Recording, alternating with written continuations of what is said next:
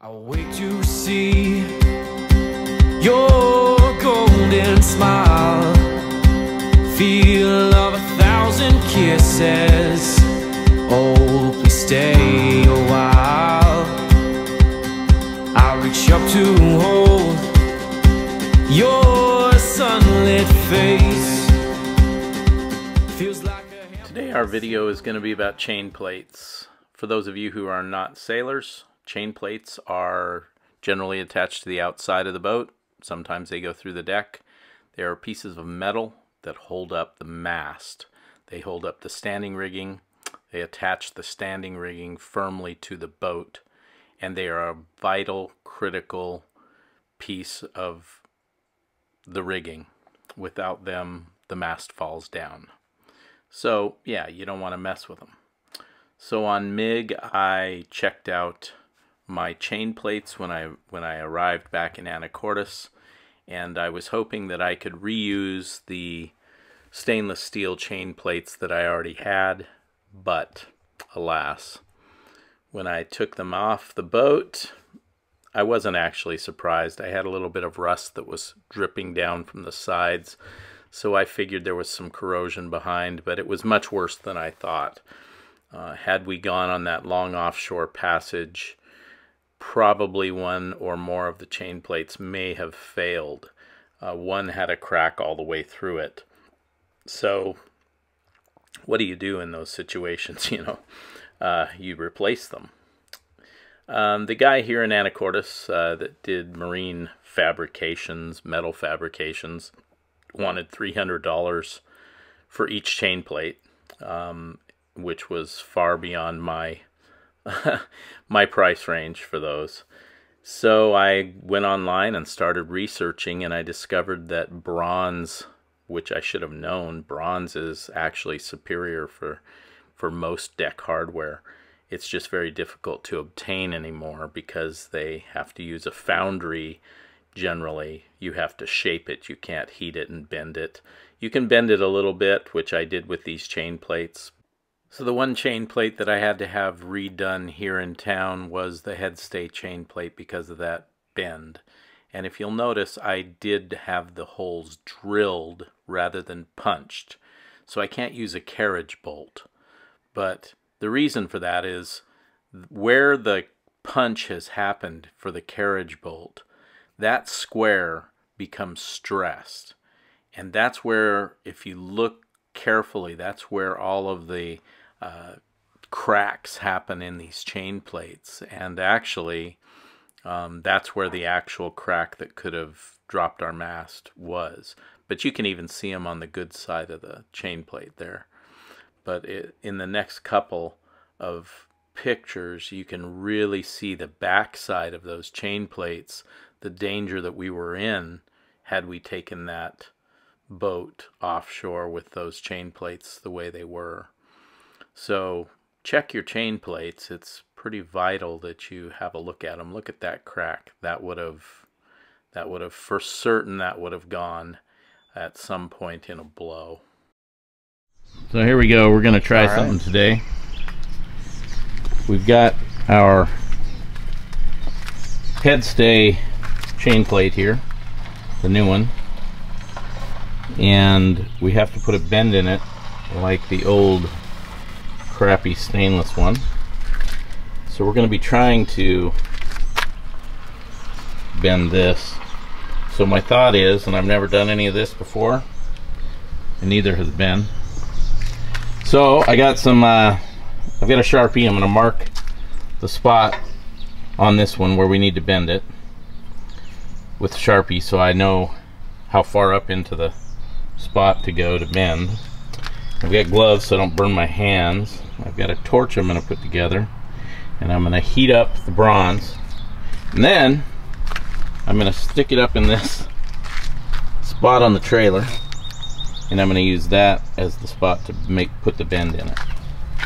So Benny's going to take over filming. Here we are. You just kind of keep it on this stuff as I'm doing this. So we'll try this first. And you can hit the pause button whenever it's like this shit. It's just the red button. Oh, okay. Hit the red button. All right, so we'll see how this goes. I don't know if it's recording. Yeah. No. Okay. Some more editing for me there. So this bronze has been really easy to work so far, but I'm not sure how it's going to bend. We'll see. All right, we got the torch going. Mark this.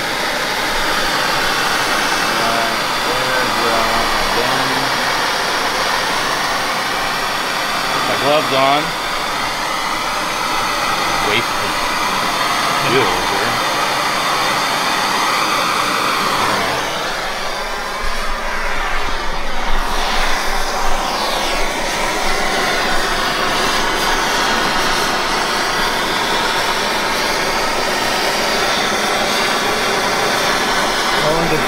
I have no idea, I've never done this. Neither of us have ever done this, so we really have no knowledge about what we're doing. Hopefully it doesn't run it. Yeah, because it ain't cheap. But we want to bend it right there. So I've been told if I just heat it up, and then I put it in to bend, bend pretty easy. Stuff if it just snaps off. See the color changing.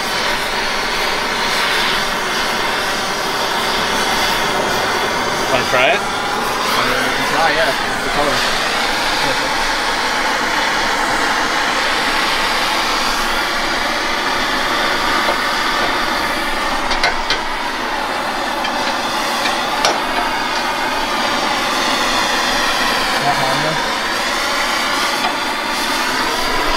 It's not.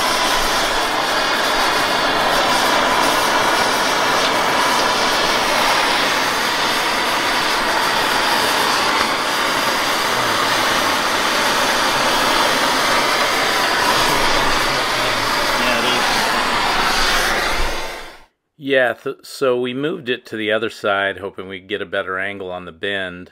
I did use these pieces of the trailer to make the slight bends that I needed in the other chain plates, and it worked great.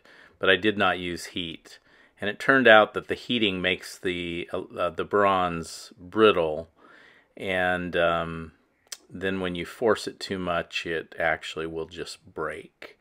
And that's what happened with this chain plate. It didn't happen, unfortunately, it didn't happen on the video, but lesson learned. I basically wasted a piece of bronze bar stock and never got the bend that I needed. It just broke right there. So yeah, it turns out that you need to actually cast those sorts of things in bronze. So the liquid metal has to be poured into a mold and whatnot. It can't be bent in the same way that steel can. I didn't know that, but it was a interesting experiment. Don't you love how I'm doing this all in flip-flops and shorts as well? My wife did point that out to me. You see my beautiful legs there, getting ready to. I could just drop that bronze right on my toe and burn it right off.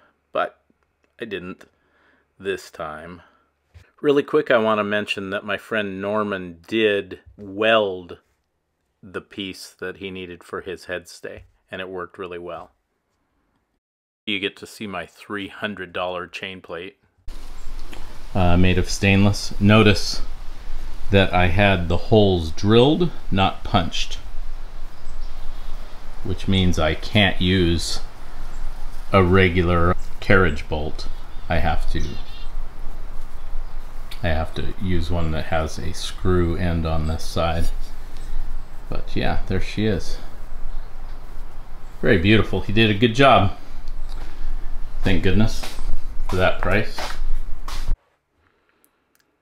So here are the final products. We did finish all the side and the aft bronze chain plates, and they worked really well. You can see here that I had to fit each hole individually, it took me a while to figure out how to do that. And finally, I figured out that if I put the two together, the old one on top of the new one, and then bolt one hole together, I could get them just right. And so I also used bronze bolts and bronze nylock nuts. So there is no dissimilar metals. There's how I did that. That's how I found the right spots for the holes. The bronze nylocks were the most expensive part of this entire thing, by the way, and I have a lot of them left. I had to order a rather large bulk amount from Fastenal. So if anybody needs some, just let me know.